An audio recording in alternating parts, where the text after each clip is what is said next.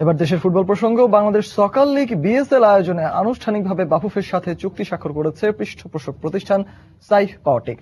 চুক্তি অনুযায়ী ৩৫ কোটি টাকার বিনিময়ে আগামী ১৫ বছর পর্যন্ত বিএসএল এর স্বত্ব থাকবে বেসরকারি এই প্রতিষ্ঠানটির হাতে।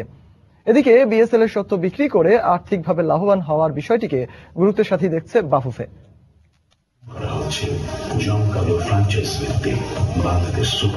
গুঞ্জনটা অনেকদিন ধরেই ভারতের ফ্র্যাঞ্চাইজি ভিত্তিক ফুটবল লীগ আইএসএল এর আদলে বিএসএল করবে বাফুফে, কিন্তু পর্যাপ্ত অর্থের অপ্রতুলতার সাথে ছিল দক্ষ লোকবলের অভাব, তাই এতদিনের আলোচনার ছিল না কার্যত কোনো অগ্রগতি। তবে সম্প্রতি বিষয়টি নিয়ে সাইফ পাওয়ারটেক আগ্রহ প্রকাশ করলে আলোর মুখ দেখে বিএসএল।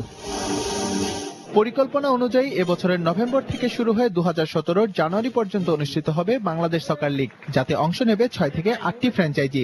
আর দলগুলো হবে দেশের বিভাগীয় কিংবা জেলা শহরের নামে। পাশাপাশি ফ্র্যাঞ্চাইজিগুলো সুযোগ পাবে বিদেশি ক্লাবগুলোর সাথে জয়েন্ট ভেঞ্চারে দল গোছাতে। বাংলাদেশের এই নতুন ধারার ফুটবলকে আমাদের আনার জন্য আমাদের একটা প্রচেষ্টা, এবং আমরা যে প্রপোজাল দিয়েছিলাম ফুটবল ফেডারেশনের কাছে, ফুটবল ফেডারেশন সেটা অ্যাকসেপ্ট করেছে যে ফ্র্যাঞ্চাইজ বেস ফুটবল হবে বাংলাদেশে, বাংলাদেশ সুপার লিগ হবে, এবং এই সুপার লিগের দায়িত্ব আমরা পেয়েছি দীর্ঘ 15 বছরের জন্য।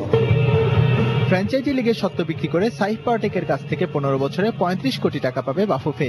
এছাড়াও পাবে লিগের লভ্যাংশ। তবে এই বিষয়গুলোর চাইতে বিএসএল এর মাধ্যমে সারা দেশে ফুটবলের ছড়িয়ে পড়ার বিষয়টিকে বড় করে দেখছে ফেডারেশন। ফোল্ড আছে বেনিফিটেড, একটা হলো financially will be benefited because they will give us a license fee. Second হলো if the tournament is successful they will give us another profit sharing.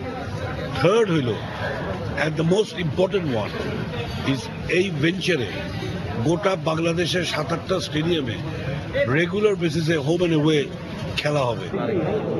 ঢাকার বঙ্গবন্ধু স্টেডিয়াম সহ মোট 4টি ভেন্যুতে অনুষ্ঠিত হবে সুপার লিগ। আলোচনায় আছে ময়মনসিংহ, বরিশাল এবং রংপুর জেলা স্টেডিয়ামের নামও।